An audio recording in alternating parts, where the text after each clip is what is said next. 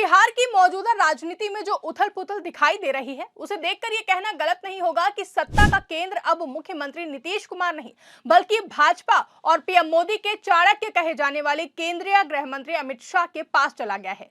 ये बात भले ही सुनने और कहने में सही ना लगे, क्योंकि मुख्यमंत्री तो अभी भी नीतीश कुमार ही हैं, लेकिन जमीनी सच्चाई बिल्कुल अलग है। पिछले कुछ हफ्तों में जो बड़े फैसले हुए हैं, उन्होंने सीएम नीतीश कुमार को केवल नाम का मुख्यमंत्री बनाकर रख दिया है।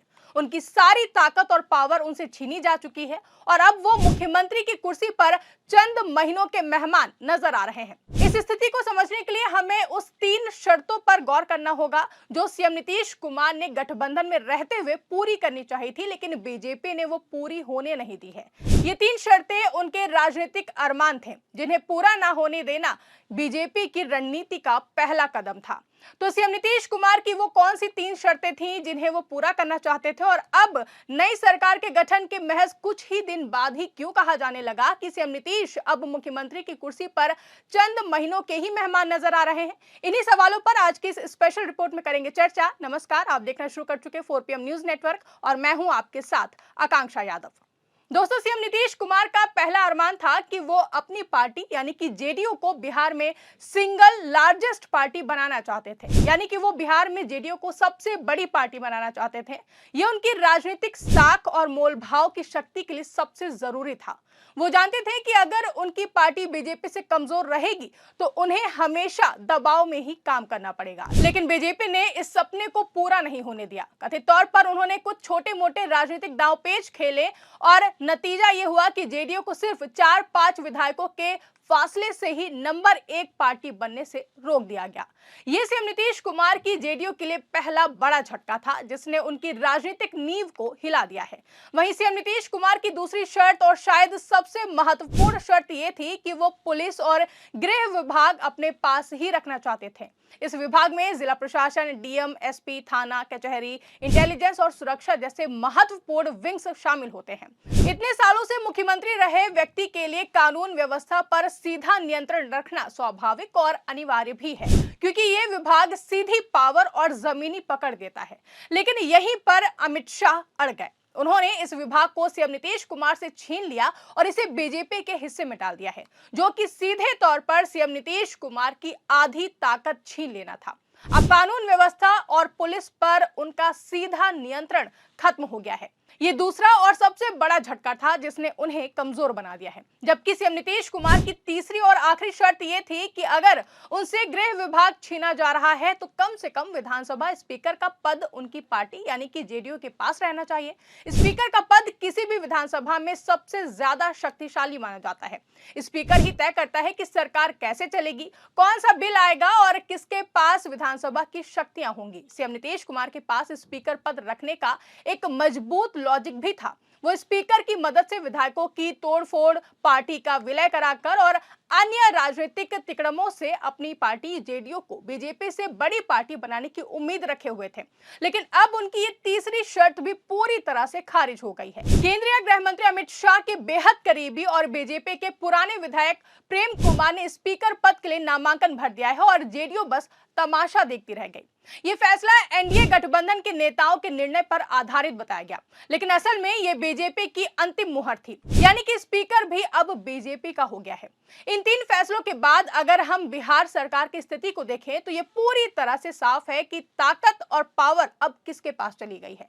कानून व्यवस्था बीजेपी के पास, पुलिस और जिला प्रशासन बीजेपी के पास, राजस्व विभाग बीजेपी के हाथ में, विधानसभा स्पीकर का पद भी बीजेपी के पास चला गया है। यहाँ तक कि राज्यपाल भी केंद्र में बीजेपी की सरकार होने के कारण बीजेपी के पक्ष में ही रहेंगे। ऐसे में अब सवाल यह है कि सीएम नीतीश कुमार के पास बचा क्या है। तो हम आपको बता दें कि उनके पास ऐसा कुछ भी नहीं बचा है जहां से असली ताकत और पावर की पहचान होती हो। वो अब देश के सबसे वीकेस्ट चीफ मिनिस्टर बन गए हैं, यानी कि सबसे कमजोर मुख्यमंत्री इस वक्त नीतीश कुमार नजर आ रहे हैं, जबकि कुछ ही समय पहले तक वो मोदी जी तक को सपोर्ट देने वाले और सबसे पावरफुल चीफ मिनिस्टर माने जाते थे। यहाँ तक कि उनकी पार्टी जेडीयू में भी उनका दबदबा कम होता दिखाई दे रहा है। पार्टी के कार्यकारी अध्यक्ष और केंद्रीय मंत्री ललन सिंह जैसे प्रमुख नेता भी अब अमित शाह के ज्यादा भरोसेमंद माने जाते हैं। यानी सीएम नीतीश कुमार की पार्टी के अंदर की पकड़ भी अब कमजोर हो गई है। इन सारे घटनाक्रमों के पीछे एक बहुत बड़ी और बहुत ही महत्वपूर्ण वजह है, और वो वजह है जेडीयू के 12 सांसद। सारा खेल अब जेडीयू के 12 सांसदों पर टिका हुआ है। दरअसल 2024 के लोकसभा चुनाव के बाद पीएम नरेंद्र मोदी की केंद्र सरकार को बहुमत के लिए जेडीयू के 12 सांसदों का समर्थन एक तरह से आधार और बैसाखी दे रहा है। अमित शाह और बीजेपी के लिए ये बैसाखी बहुत जरूरी है।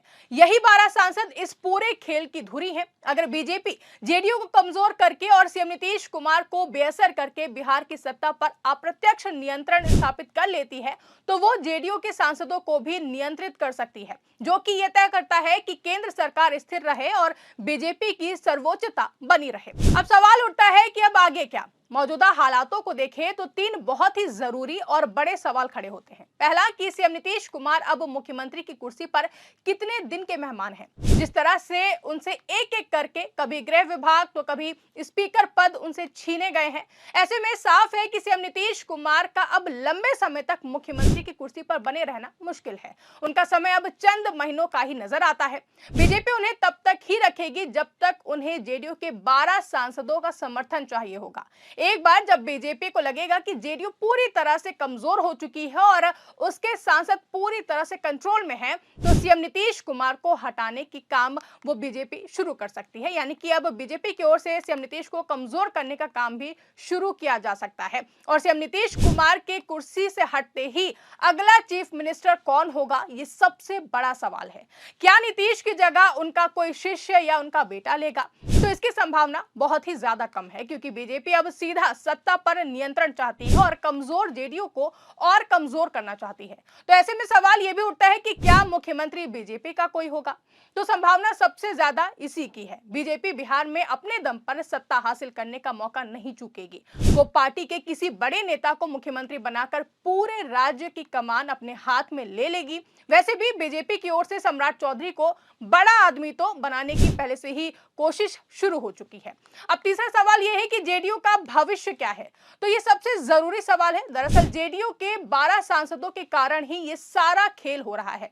क्या ये पार्टी टूट जाएगी, ये सवाल भी उठ रहा है। ये सबसे संभावित परिणाम है, जहां सीएम नीतीश कुमार के कमजोर होते ही उनके समर्थक और विधायक सांसद सत्ता के केंद्र की ओर झुक सकते हैं। यानी बीजेपी की ओर धीरे धीरे जेडीयू के विधायकों और सांसदों का पलायन हो सकता है और पार्टी टूट सकती है।